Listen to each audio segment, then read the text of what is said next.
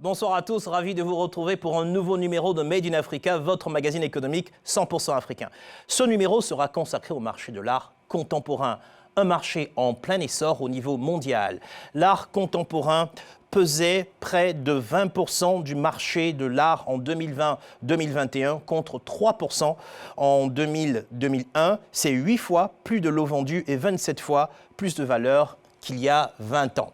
Si l'art contemporain inspire et fait rêver, il faut aussi vendre. L'œuvre la plus chère vendue en 2021 n'est autre que Femme assise près d'une fenêtre, Marie-Thérèse de Pablo Picasso, adjugée 103,41 millions de dollars chez Christie's à New York en mai dernier. Le tableau représente Marie-Thérèse Walter, compagne et muse de l'artiste. Vous allez découvrir ce soir que sur ce marché de l'art contemporain, l'Afrique prend une place de plus en plus importante. Et au sommaire ce soir, enquête sur le marché de l'art contemporain en Côte d'Ivoire.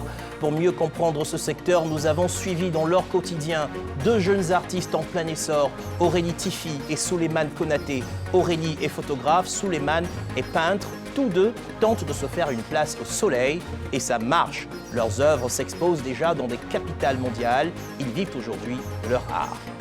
Puis nous prendrons la direction de la capitale du Sénégal, Dakar. Nos équipes se sont rendues à la Biennale, appelée aussi Dak Art, l'un des événements artistiques majeurs du continent. Galéristes, collectionneurs, artistes, musées et fondations s'y donnent rendez-vous pour admirer des œuvres, mais aussi pour faire du business. Peut-on bien gagner sa vie en faisant de l'art visuel? Vous aurez une réponse si vous connaissez Abou Dia, de son vrai nom Abdoulaye Diarra-Souba. Ce peintre ivoirien, né en 1983, est bien connu des amateurs d'art contemporain. En 2021, l'une de ses œuvres s'est vendue au prix record de 232 000 $, soit près de 150 millions de francs CFA chez Sotheby's. Abou Dia symbolise la percée des artistes ivoiriens, des artistes talentueux et ambitieux comme Aurélie Tifi et Souleymane Konaté. L'une s'impose dans la photographie et l'autre s'est fait connaître comme peintre de talent. Portrait croisé de Aurélie Tifi et Souleymane Konaté, profession artiste contemporain, un reportage de Susanna Blandin, Ghislaine Mendonça et Émilie Kofi. Ce matin-là, sur la plage de Mondoukou, un shooting photo pour le moins original. Mike, tu peux reculer juste un peu, s'il te plaît. Aurélie Tifi, photographe, dirige son modèle d'une main de fer. J'abaisse un peu les mains. Ok, c'est bon comme ça. Tu restes comme ça. Une daba recouverte de lames, une calebasse en guise de masque. La mise en scène sort tout droit de l'imaginaire de la jeune artiste. Le thème de la séance aujourd'hui, c'est les lames de mon âme. J'utilise très fréquemment des lames que je dispose sur la calebasse, la daba, la machette. C'est un outil qui est très présent dans mon travail. Ça représente les blessures intérieures et aussi physiques que certaines personnes n'arrivent pas à exprimer. Donc je sais exactement la vision que je veux donner à mon projet, à ma photo et tout. Donc quand je viens, ça va rapidement, tac, tac, tac. À 27 ans à peine, Aurélie Tifi n'en est pas à son coup d'essai en photographie. Certains de ses clichés ont fait le tour du monde et elle fait partie des figures montantes de la photographie contemporaine ivoirienne. Depuis un an, elle touche du doigt le rêve de nombreux artistes, vivre de son art. Un rêve qu'est aussi en train de réaliser Souleymane Konaté. Lui n'est pas photographe, mais peintre. Il partage avec Aurélie cette force créatrice qui les a poussés à devenir artistes dans un pays où cette profession n'est pas toujours valorisée. Avec détermination, les deux artistes tentent de se faire une place sur le marché de l'art contemporain et sont en voie d'y arriver. Leurs œuvres s'exposent déjà dans des capitales stratégiques comme Dakar, Paris ou New York. Comment sont-ils parvenus à sortir leur épingle du jeu? Quel est leur quotidien d'artiste? Nous sommes allés à la rencontre de deux étoiles montantes de l'art contemporain ivoirien.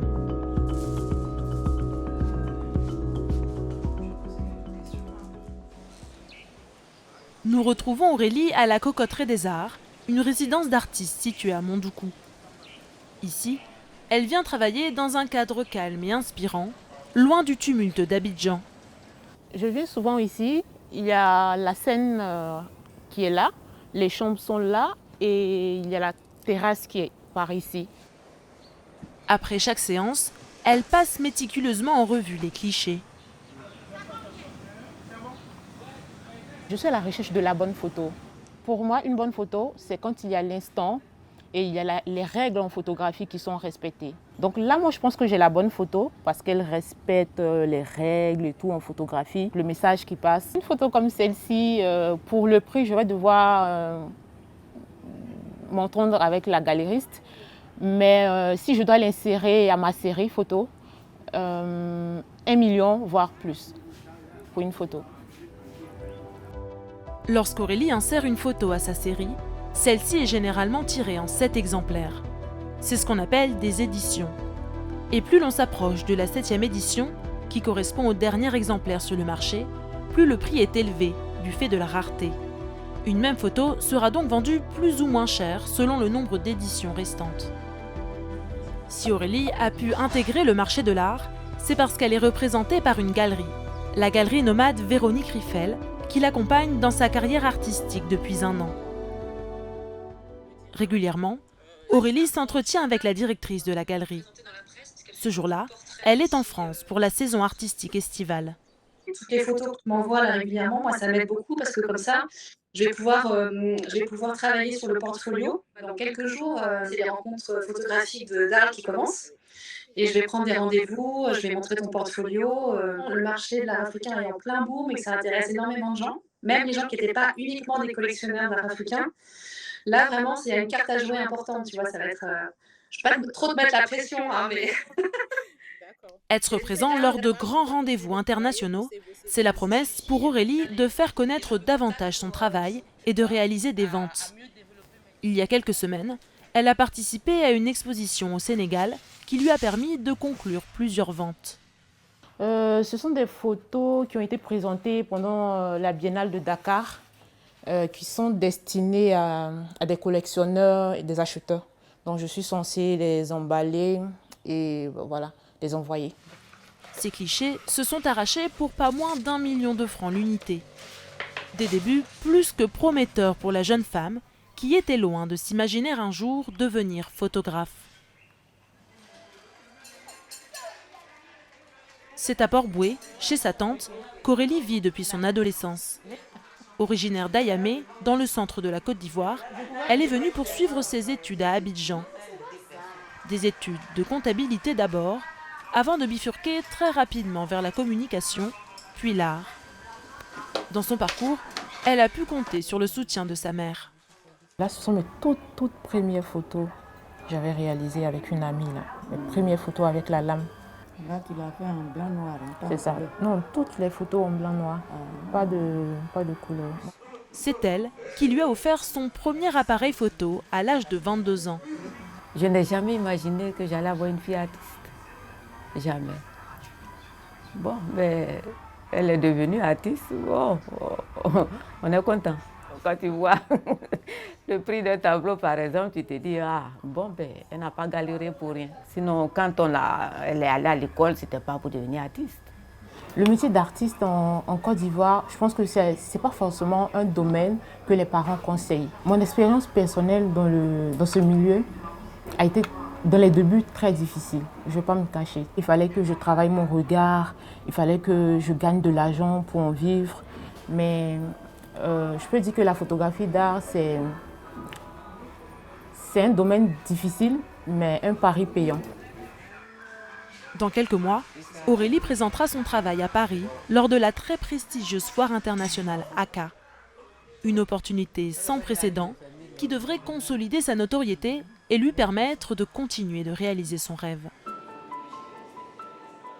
Vivre de son art, un challenge pour de nombreux artistes et pas que pour les photographes.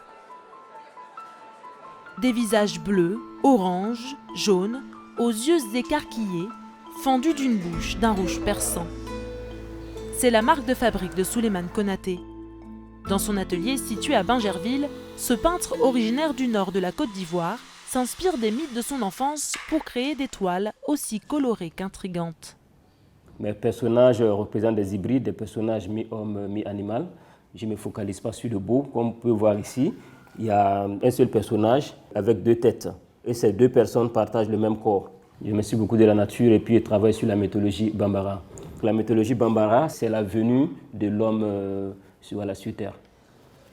Des légendes qui sont autant de sources d'inspiration pour Souleymane Konaté, dont l'œuvre est prolifique.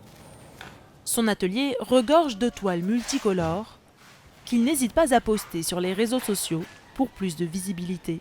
Quand je publie mon travail sur Instagram, ça peut être un moyen de vente tout de suite. Comme c'est là, comme ça, tout de suite, si je mets ça sur les réseaux sociaux, quelqu'un peut me contacter et puis ça va partir tout de suite. Ouais. Et ça part à combien une toile comme ça? Une toile comme ça, parce que mes toiles se vendent par mètre carré. Donc cette toile se fait 1 m mètre. Je la vends à 1 200 000 francs CFA. 1 200 000 francs pour une toile. Et les prix peuvent grimper encore plus haut pour des toiles plus imposantes. Comme celle-ci, d'une dimension de 3 mètres sur 2 mètres, qu'un acheteur a déjà réservé. Quand j'ai fait la photo, j'ai posté, tout de suite ça a été acheté. Donc je l'ai vendu à 7,8 millions. Maintenant, celle-là, elle est réservée, c'est une commande, la personne m'a commandé les dimensions. Voilà, donc la personne doit passer aussi. Par contre, cette toile, je suis en discussion avec le client qui se trouve à Miami, donc le client est beaucoup intéressé. Souleymane Konaté vend entre 4 et 5 toiles par mois. De temps à autre, il livre une partie de sa production à la galerie Walls qui le représente à Abidjan. Lorsque la galerie vend une toile de Souleymane, elle retient une commission de 50% destinée à couvrir les frais engagés pour promouvoir l'artiste, notamment les expositions organisées pour montrer ses œuvres. Des expositions qui restent cependant temporaires. Alors, pour s'assurer que son travail reste toujours visible, Souleymane Konaté a aménagé l'annexe de son petit atelier afin de présenter ses dernières toiles aux collectionneurs. Des collectionneurs comme Eric Niamien, cadre dans les assurances. Oui, ça va bien. Bon moment. Oui, vraiment. On ne s'est pas vu depuis la dernière fois. Effectivement. C'est bien passé à Londres, ton exposition? Super. Il a découvert les œuvres de Souleymane sur les réseaux sociaux l'année passée. Depuis, il lui rend régulièrement visite à l'atelier. Les pointillés que tu rajoutes, donc assez denses, sous un fond noir, ça me fait penser tout de suite à la pintade. Animal mythique dans nos légendes en fait, africaines. C'est un artiste qui sort clairement des conventions, donc qui n'a pas été encadré dans le formalisme en fait, des écoles peut-être artistiques. Ce qui m'intéresse lorsque je prends une toile avec un artiste, c'est d'abord moi-même ma propre pédagogie. C'est de me sensibiliser à l'art contemporain en fait, fait par des Ivoiriens, par des artistes africains, et puis surtout aussi de les accompagner en achetant régulièrement. Est-ce que vous allez lui acheter une œuvre aujourd'hui? Nécessairement. J'allais dire en fait, cette rouge tout de suite. J'étais venu lui rendre visite, mais cette rouge a clairement retenu mon attention et je pense savoir en fait quelle sera la place de cette toile. Maintenant, enfin bon, je pense qu'on aura un échange enfin, extrêmement utile avec Souleymane et puis certainement je ne repartirai pas à Bredouille aujourd'hui. Donc voilà, la balle clairement est dans son camp, on dira. Donc, voilà. Si les discussions sur les prix se tiendront en privé, le collectionneur devra certainement dépenser plusieurs millions de francs pour acquérir cette toile. Avec des prix de vente allant de 700 000 francs à plus de 7 millions, Souleymane Konaté se place aujourd'hui bien au-dessus du prix moyen des œuvres d'art vendues dans le monde. Un succès qui est le fruit d'un parcours atypique. Quartier Vatican, à Marcory. C'est ici qu'a grandi Souleymane Konaté. À l'époque, il est connu de tous comme propriétaire d'un magasin de prêt-à-porter, chauffeur de Woro Woro ou encore décorateur de taxi à ses heures perdues. C'est à partir d'ici que tout a commencé. Je faisais la calligraphie sur les voitures, les taxis, je mettais des numéros sur les taxis. Et puis du coup, j'ai commencé à peindre aussi tout doucement. Enfin, c'était une passion cachée. J'étais vraiment amoureux de la peinture. Je peignais, j'avais du mal même à montrer mon travail. Donc je n'avais jamais imaginé que j'allais pouvoir vivre de ce boulot dans le futur. En 2014, Il présente pour la première fois son travail lors d'une exposition avec des artistes confirmés et réalise ses premières ventes. C'est le déclic. Ouagadougou, Dakar, puis Paris, New York, sa carrière s'envole et prend une dimension internationale. Une success story qui ne finit pas d'épater ses amis de longue date. On l'a toujours connu en train d'habiller les jeunes du quartier. On venait tous se vêtir dans son box. Il ne croyait pas trop en ses talents de peintre, d'artiste peintre, pictural. Aujourd'hui, le plaisir, il est là, il est partagé par l'ensemble des jeunes du quartier qui voient un peu l'effort de Konaté Souleymane qui est récompensé. Lauréat de prix artistique, Souleymane Konaté bénéficie aujourd'hui d'une cote qui lui permet de vivre confortablement de son art. La cote d'un artiste est un indice qui estime la valeur marchande de ses œuvres.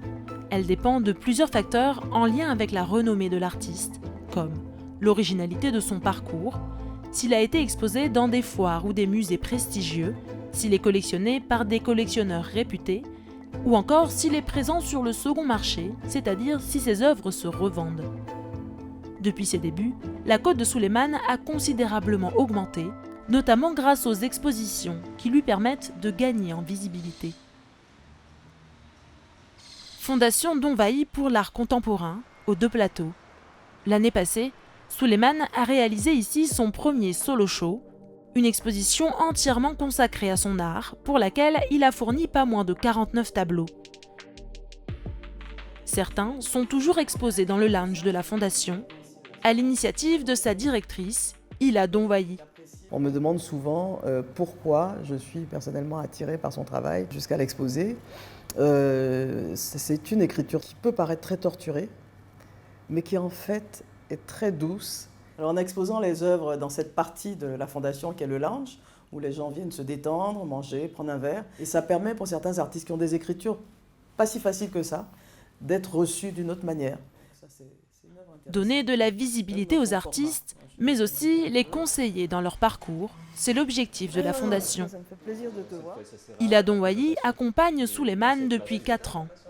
Ce qu'on essaye de construire avec un artiste, nous, c'est une demande qui s'approfondit et qui est sur la longueur.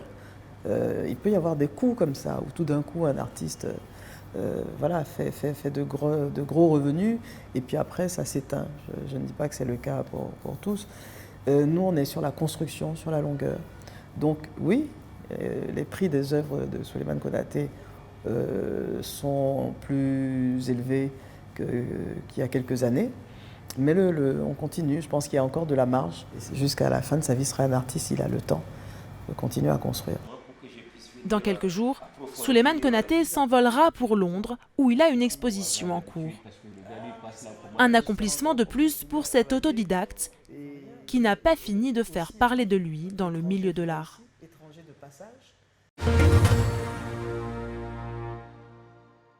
Et pour débattre ce soir, j'ai le plaisir d'accueillir Saint-Étienne Yeanzi, artiste plasticien, Ila Donvaï, présidente de la Fondation Donvaï pour l'art contemporain, et Jérémy Coden, collectionneur-curateur. C'est bien ça. C'est bien ça. Bonsoir et merci d'être dans Made in Africa ce soir. Question pour vous, notre artiste et fierté nationale, Yeanzi. Comment décrire l'art contemporain? Dans l'art contemporain, le concept ou l'idée prime sur la technique qui est en fait l'exécution du travail, le dessin, la photographie, la peinture. Donc, dans cet exercice, l'artiste est un penseur qui utilise l'aspect technique comme outil pour décrire ou présenter son idée. Voilà.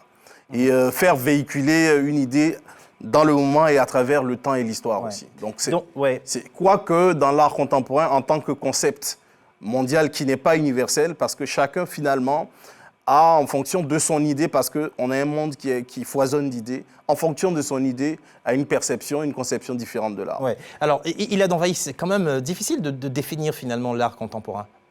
Non, pas vraiment. Ouais. Pas vraiment. Je pense qu'à partir d'une certaine époque, donc après l'art moderne, on rentre dans l'art contemporain et on rentre dans la liberté. La liberté d'interpréter, la liberté d'exprimer, la liberté d'utiliser tous les supports possibles sans être enfermé dans sa cage de peintre, dans sa cage de photographe, dans sa cage.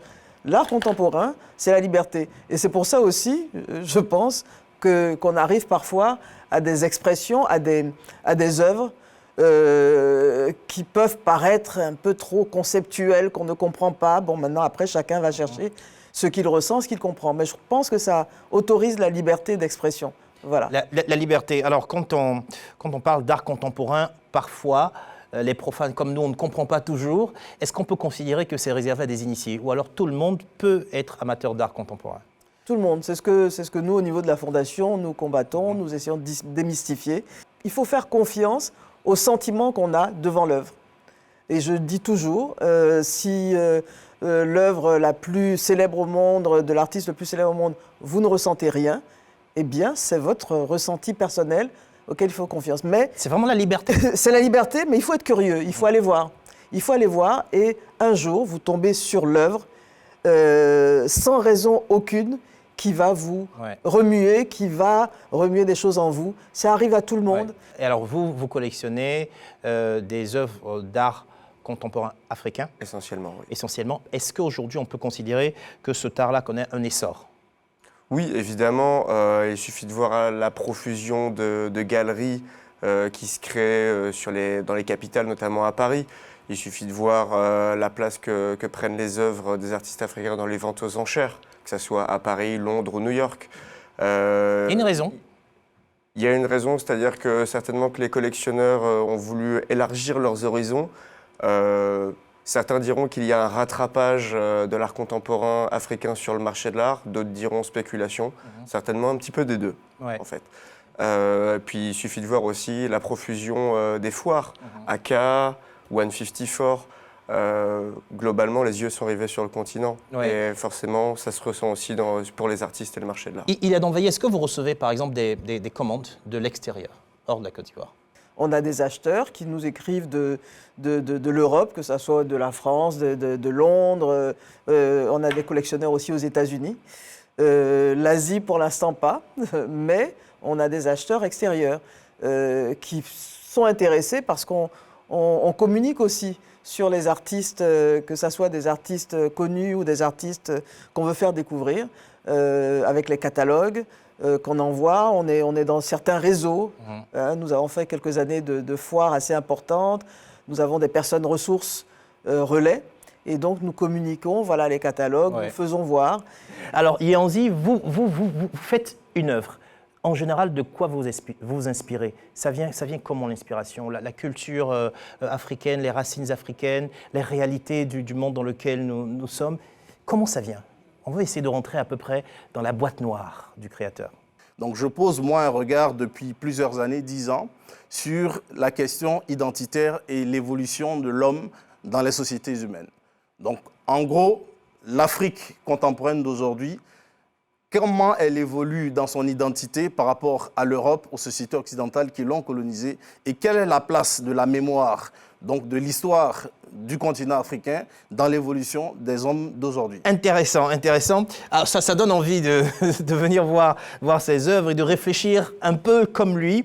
On a vu tout à l'heure dans le reportage Il a envahi Souleymane, qui se présente comme un autodidacte. Alors est-ce qu'aujourd'hui on en a beaucoup des autodidactes dans le milieu et qui arrivent à se faire une place dans ce secteur?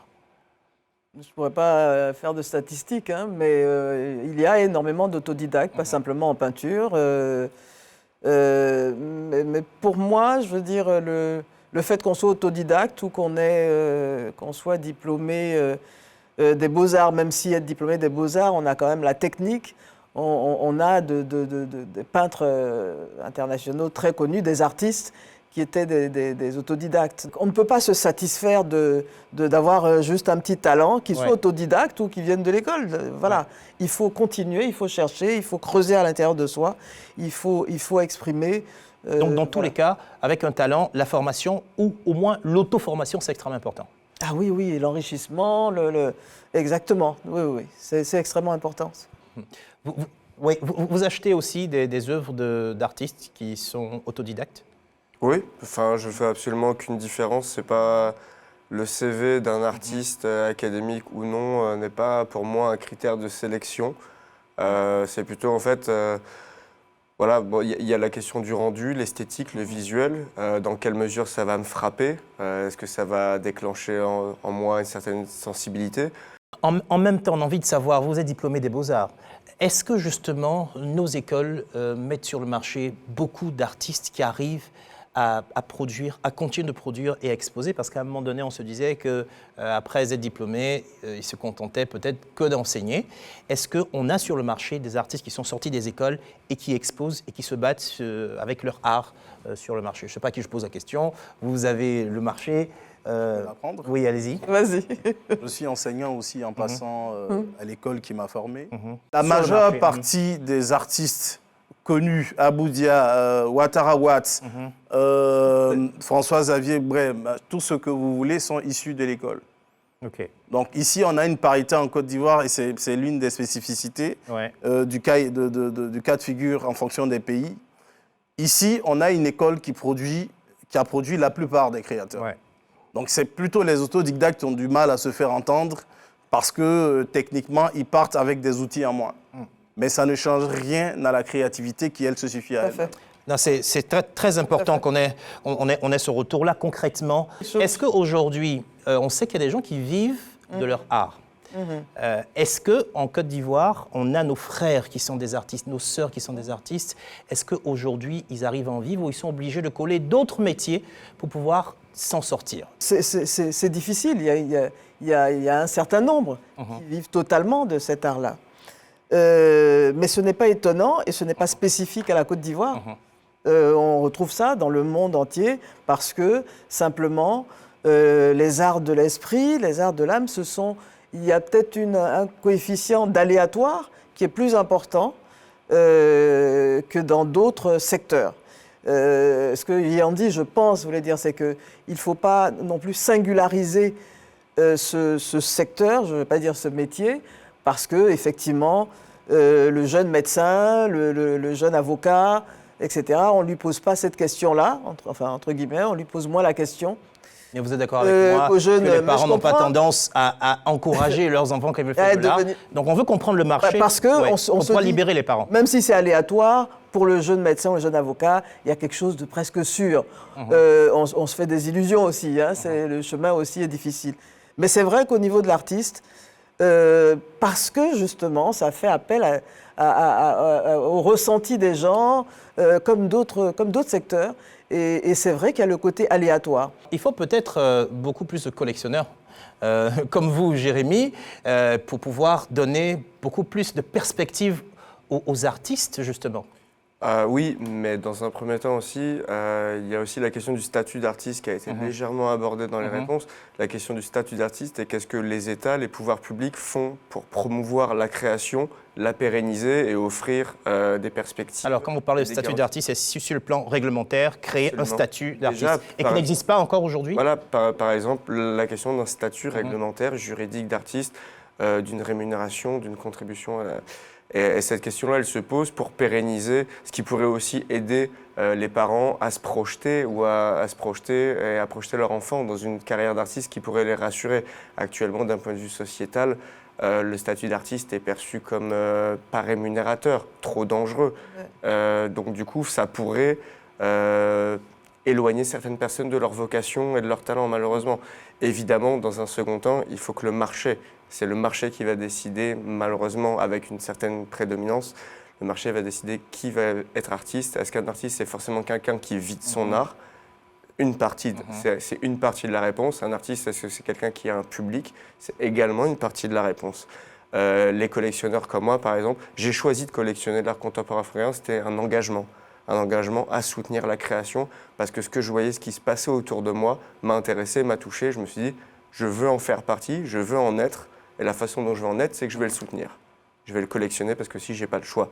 Mais c'est une conjonction de facteurs, et tous ces signaux doivent s'entrecroiser pour arriver à l'émergence d'une véritable création. Il a d'envahi, concrètement, les gens, ils achètent à un certain prix. Et ce prix doit être déterminé. Alors on l'a vu tout à l'heure, Souleymane Konaté avec vous, il nous a dit qu'il fixe le prix de ses œuvres au mètre carré. Alors c'est intéressant, c'est comme ça que ça se passe à la Fondation. Effectivement, la détermination du prix ou des prix dépend de plusieurs choses. qui sont déterminés par ou la galerie, ou l'agent, ou la personne qui défend l'artiste, avec l'accord de l'artiste, en discutant avec l'artiste, en expliquant, nous c'est ce qu'on fait avec les jeunes artistes. Donc avec les jeunes, on leur explique, voilà. La progression, on sent qu'il y a du talent, on sent qu'il faut travailler. Effectivement, quand il parle de mètres carrés, il parle de format. Il est clair qu'un petit format de 60 par 80, il va être moins cher qu'un format de 200 par 200. C'est évident. Mais on ne rapporte pas ça. L'unité de mesure, ça ne devrait pas être le mètre carré. Ce n'est pas le mètre carré. Ce n'est pas le mètre carré. Il y a aussi un facteur, encore une fois, un facteur qui n'est pas objectif dans la détermination du prix. Il y a aussi des facteurs qui ne sont pas objectifs. Parce que c'est de l'art. Avec vous, Ianzi, on va se projeter dans 10 ans, d'après vous. Comment est-ce que vous voyez la croissance de l'art contemporain en Afrique et justement son positionnement dans le monde?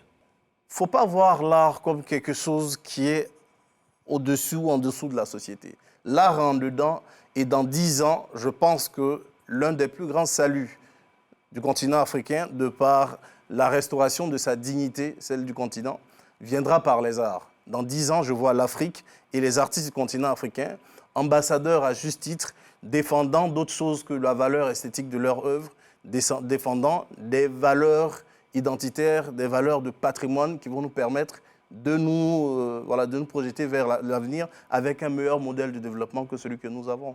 Alors, on vient de le voir, les artistes ivoiriens peuvent rêver grand et voir leurs œuvres exposées dans le monde entier, mais c'est tout un continent qui se distingue en ce moment. On témoigne l'effervescence autour de la Biennale de Dakar, où nous nous sommes rendus en juin dernier. Dakar, capitale de l'art contemporain, un reportage de Samuel Trazier, Gisela Mendonça et Niki Kome. Tout au bout de la presqu'île du Cap-Vert, l'ancien palais de justice de Dakar au Sénégal.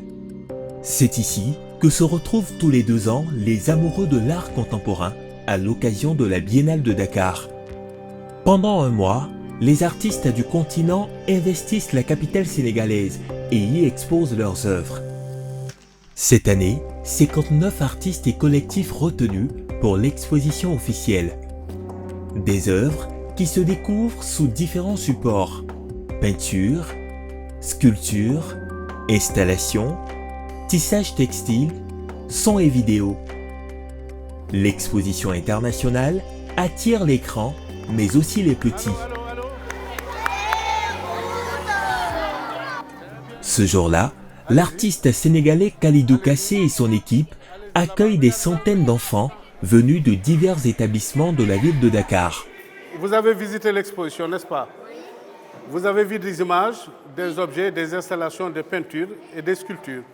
Vous allez maintenant, dans ce que nous vous donnons comme travail manuel, vous allez peindre ce que vous avez ressenti simplement. La Biennale est une belle opportunité pour non seulement sensibiliser les enfants, les écoliers, les étudiants par rapport à la création donc artistique contemporaine. Et cet atelier, c'est simplement art et intégration, pour permettre à tous les enfants d'être dans un même espace et de partager leur créativité. Munis de pinceaux, de papier canson et de peinture, ces artistes en herbe mettent en exergue leur créativité. Et qu'est-ce que tu as voulu expliquer ici? Ici, j'ai voulu expliquer qu'il y avait beaucoup de choses qui sont passées en même temps, beaucoup d'émotions. C'est pour ça qu'il y a beaucoup de mélange de couleurs. Parmi ces jeunes se cachent peut-être de futurs grands artistes qui exposeront un jour à la Biennale de Dakar. La Biennale de Dakar, aussi appelée Dak-Art, est l'un des événements artistiques majeurs du continent. Depuis plus de 2 décennies, cette biennale contribue à révéler des talents d'une Afrique qui crée et innove. Des talents comme Barthélemy Togo et Freddy Timba, qui aujourd'hui exposent dans le monde entier des œuvres pouvant atteindre à plus de 50 millions de francs CFA. Car la biennale, c'est de l'art, mais aussi du business. Galéristes, collectionneurs, artistes, musées et fondations s'y donnent rendez-vous. Pour attirer de plus en plus de visiteurs, les organisateurs ne cessent de se réinventer en imaginant de nouvelles manières de raconter l'Afrique.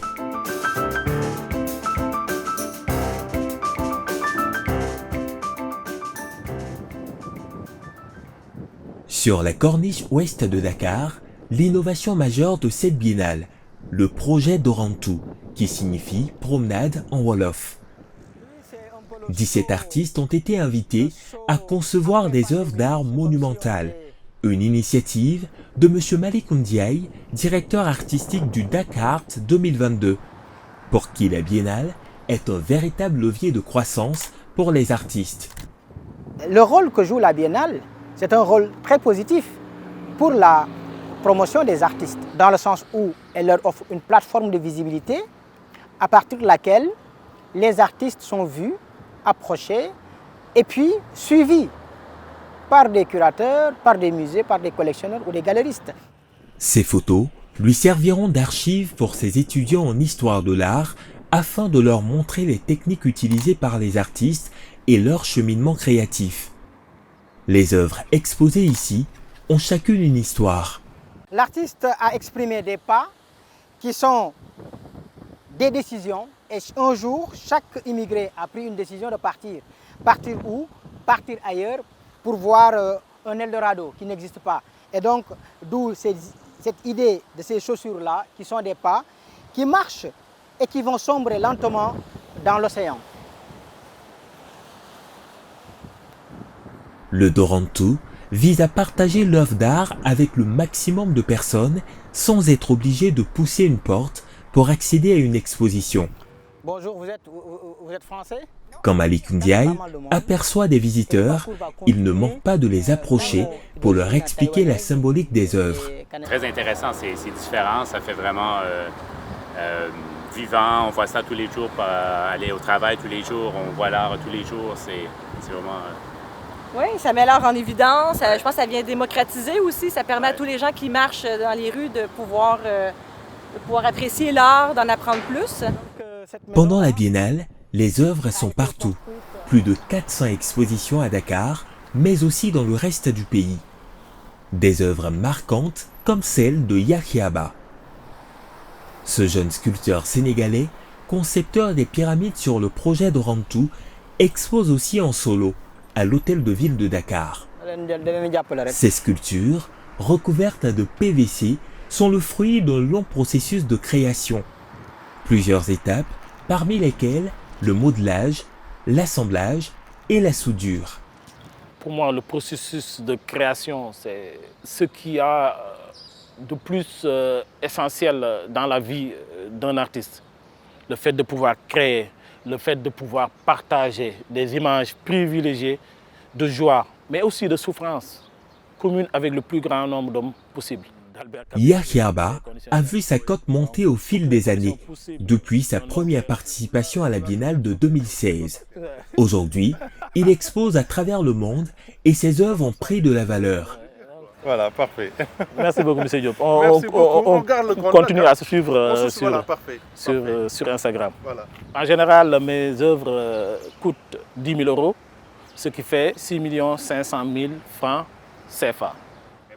Une œuvre, comme ce crocodile, est achetée la plupart du temps par des particuliers, tandis que les installations sont achetées en grande majorité par des musées et des fondations. Mais il n'y a pas que.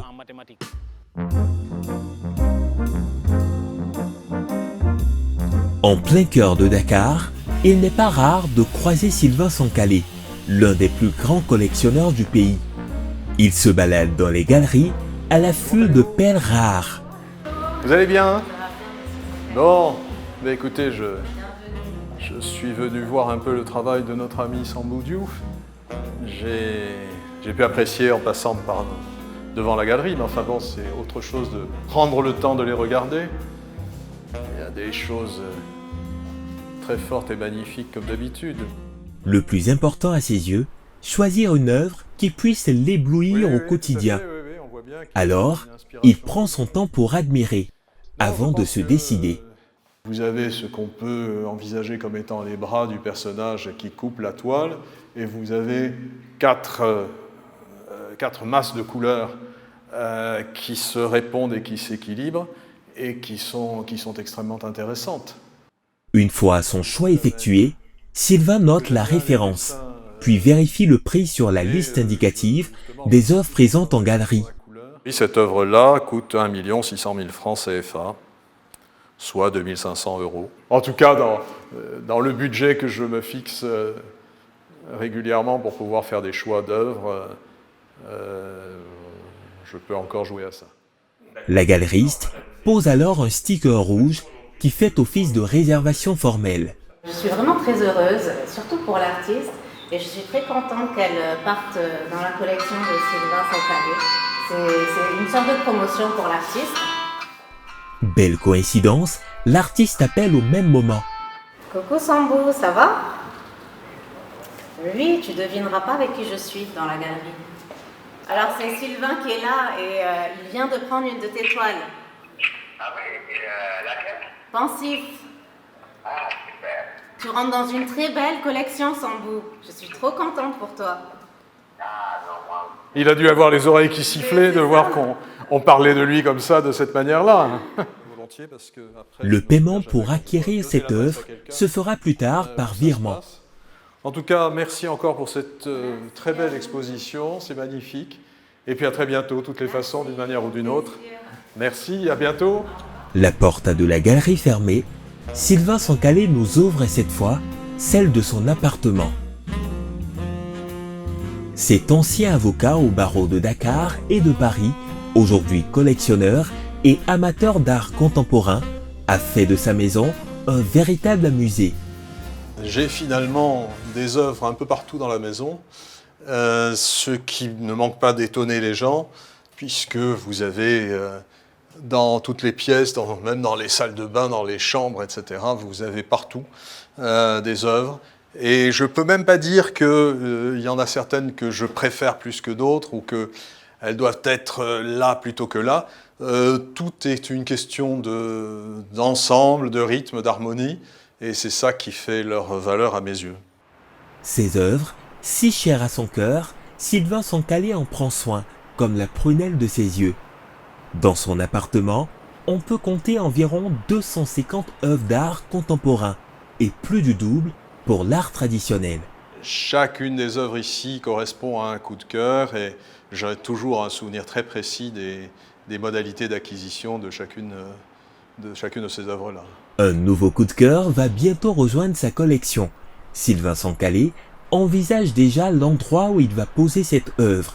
J'imagine de la mettre là, à la place de celle-ci, parce que celle-ci est plus facile à déplacer. Elle n'est pas très grande, elle peut occuper un autre espace. Et donc, a priori, ce serait là que je pourrais la mettre, comme ça elle aurait son pan de mur pour elle toute seule. Depuis plus de 50 ans, cet amoureux du bel objet a dépensé d'importantes sommes d'argent pour acquérir toutes ces œuvres. Des œuvres dont le prix ne cesse d'augmenter. Car sur la scène internationale, les œuvres africaines sont de plus en plus plébiscitées. Un exemple marquant, le portrait de Tutu de l'artiste nigérian Ben Nvonvu, vendu 1,36 million d'euros à Londres en 2018. L'art africain contemporain se développe,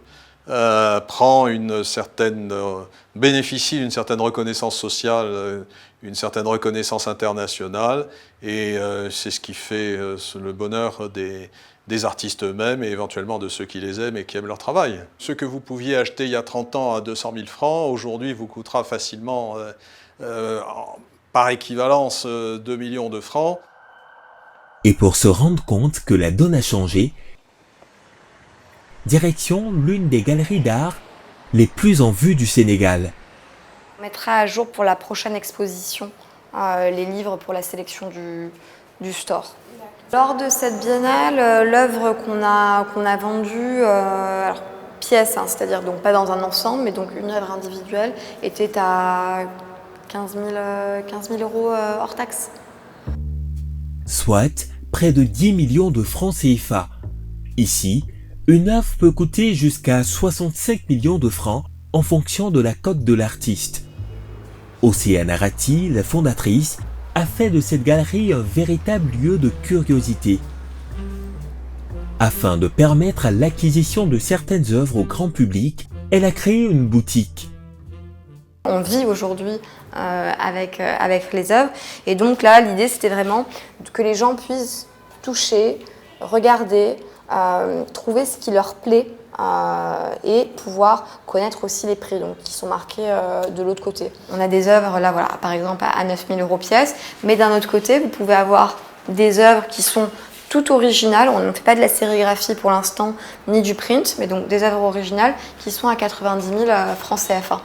Toujours du même artiste. Toujours du même artiste. Donc le but, c'est vraiment de permettre aux gens, s'ils ont un coup de cœur sur une grande œuvre, mais qu'ils n'ont pas forcément les moyens de l'acheter, de quand même avoir quelque chose de l'artiste, tout en sachant que un petit format ou un dessin n'est en rien dévalorisant dans une acquisition. L'art accessible à tous, tel est le credo d'Océane Arati. Cette année encore, le Dakar a mis un coup de projecteur sur les talents du continent. Des talents prêts à conquérir un secteur en plein essor. L'art contemporain pesait près de 20% du marché de l'art en 2020-2021, contre 3% seulement en 2000-2001.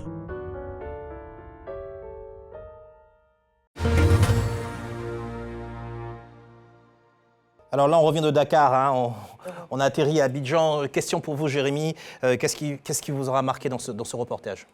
Le dynamisme au niveau des expositions et le fait que Dakar ait quand même une place assez forte en termes d'art contemporain africain, à la fois pour le continent, mais aussi avec une visibilité internationale importante. Pour un artiste africain, ça va contribuer à sa cote. Ilad Envahi, vous êtes d'accord, la Biennale de Dakar, une place importante sur la scène internationale pour notre art contemporain? Tout à fait, c'est une place importante. Je pense qu'on peut dire que même sur le continent africain et puis même dans le monde, c'est une des biennales, même si elle doit s'améliorer sur le plan de l'organisation et parfois de la sélection. Je pense que voilà, c'est une biennale qu'il faut continuer de défendre. Moi, ça fait 20 ans que j'y assiste. Au début en tant qu'exposant, aujourd'hui juste voilà, en soutien et pour pouvoir découvrir des artistes. C'est une biennale qui n'a pas d'égal pour l'instant. Et Anzy, votre regard sur la Biennale de Dakar et justement son importance pour le développement de l'art contemporain sur notre continent? C'était important pour moi en tant qu'artiste, parce que pour un artiste venant du continent, avoir la Biennale de Dakar dans son CV, c'est hyper important. Aujourd'hui. Je pense que c'est la plus grande reconnaissance continentale. Donc une vraie plaque tournante, Dakar. En termes d'institution. C'est l'institution qui valide la reconnaissance d'un créateur originaire du continent. C'est très institutionnel et comme Mme Envahi l'a dit, on n'en a pas beaucoup, donc il faut défendre ce qu'on a. On a vu tout à l'heure un collectionneur, comme vous, Jérémy. Alors question, on dépense quand même, avec ce qu'on a vu, des sommes qui sont parfois importantes pour le niveau moyen des citoyens africains, donc ivoiriens ou sénégalais, puisque c'est ces deux pays qu'on a vus. Alors est-ce que ce qui motive, c'est le plaisir d'acquérir une belle œuvre d'art? On le sent aussi. Est-ce que c'est aussi pour certains un investissement et qu'on a envie de rentabiliser et qu'on acquiert avec l'intention de rentabiliser? Donc comment ça se passe? Ou les deux? Moi-même, en tant que collectionneur, j'achète par pur plaisir, par amour. Mais ce que je veux en tant que collectionneur, et ce qui aussi valide mon choix d'une certaine façon, c'est que mon artiste, l'artiste sur lequel je parie en l'achetant, cet artiste-là développe sa visibilité, devient de plus en plus connu, à la fois pour lui-même, mais aussi pour moi en tant que collectionneur, évidemment, qui a une certaine fierté à avoir fait des bons paris ou avoir déniché le petit trésor. Mais en effet, certains font de la dimension investissement leur leitmotiv. Alors, Ilad Envahi, est-ce que vous connaissez des personnes, concrètement, qui ont acheté des œuvres d'artistes et qui les ont revendues à de meilleurs prix? Est-ce qu'il y a des exemples comme ça d'artistes africains qui faisaient de l'art contemporain? On a des exemples comme ça aujourd'hui, ou bien pour l'instant, on est plus à l'étape de la collection? Non, tout à fait. Moi, j'en connais. J'ai même vu des collectionneurs qui ont acheté chez nous des photos que j'ai retrouvées en vente aux enchères, puisque ces ventes-là, nous sommes abonnés, donc on reçoit les catalogues de ce qui est en vente. Et j'ai vu cette photo, on allait vérifier, elle a été achetée chez nous il y a quelques années. Et la mise à prix était de 2 fois plus élevée que le prix auquel on a vendu cette photo. Alors, je sais qu'il y a des personnes qui aimeraient diversifier leur placement. Dites-nous concrètement, maintenant, est-ce que vous conseillerez à des personnes qui ont des revenus et qui aimeraient diversifier leur placement, qui ne comprennent pas trop bien le marché de l'art, est-ce que vous leur conseillerez d'investir dans des œuvres d'art contemporain? Mais tout à fait. Maintenant, comme dans tout investissement, il faut savoir où on met les pieds. Donc il faut lire un peu, il faut voir un petit peu où va le marché. C'est extrêmement intéressant comme marché. Je reviens vers vous, Jérémy. Est-ce qu'aujourd'hui, vous pouvez nous dire qu'il y a des pays qui sont incontournables aujourd'hui en Afrique dans l'art contemporain, notamment en matière de talent et d'exposition? Le Maroc est aussi un lieu qui va devenir assez incontournable, médiation entre l'Europe et l'Afrique subsaharienne, où des villes comme Marrakech, Casa sont très dynamiques en termes d'exposition, où il y a aussi également, disons, une politique culturelle qui est poussée par le roi, où l'art devient aussi un levier, un objet de soft power et de rayonnement aussi à l'international.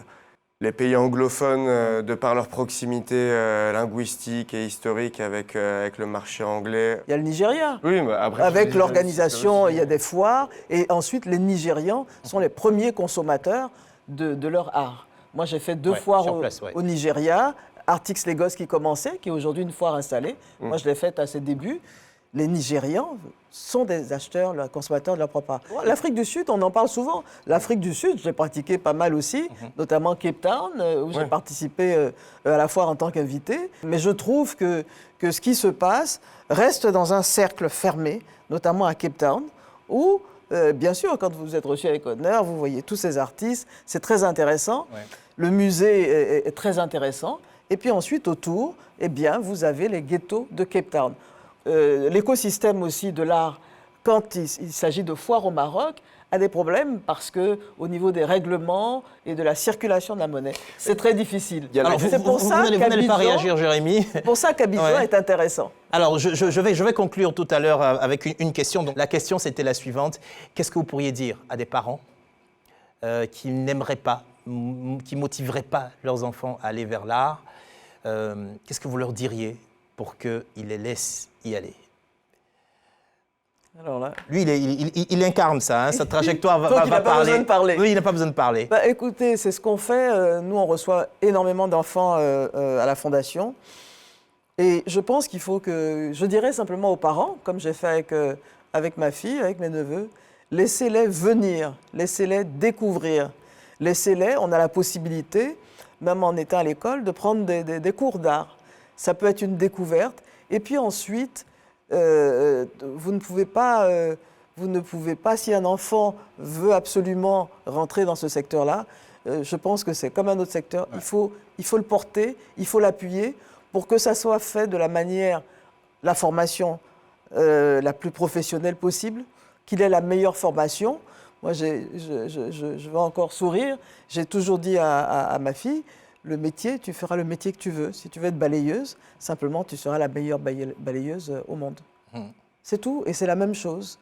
Voilà. Et on se souvient de votre phrase que vous avez dit un jour, Dakar à la Biennale, Abidjan le marché. Vous êtes toujours d'accord? Je persiste et je signe. Merci Ila Donvaï, merci Jérémy Kouden, merci Saint-Étienne Yeanzi, merci à vous aussi d'avoir suivi ce numéro de Made in Africa. Je vous donne rendez-vous dans 15 jours pour un tout nouveau numéro. Vous pouvez toujours nous retrouver cette émission notamment sur notre site internet, c'est www.rti.ci ou sur l'application RTI Mobile. Vous pouvez aussi suivre nos activités sur les réseaux sociaux, Made in Africa pour Facebook et Made in Africa TV pour Instagram et Twitter. Merci à tous ceux qui m'ont aidé à préparer cette émission, aux équipes de production d'Éléphant Africa, merci aussi aux équipes de la RTI pour la réalisation et je vous souhaite une excellente suite de programmes sur RTI.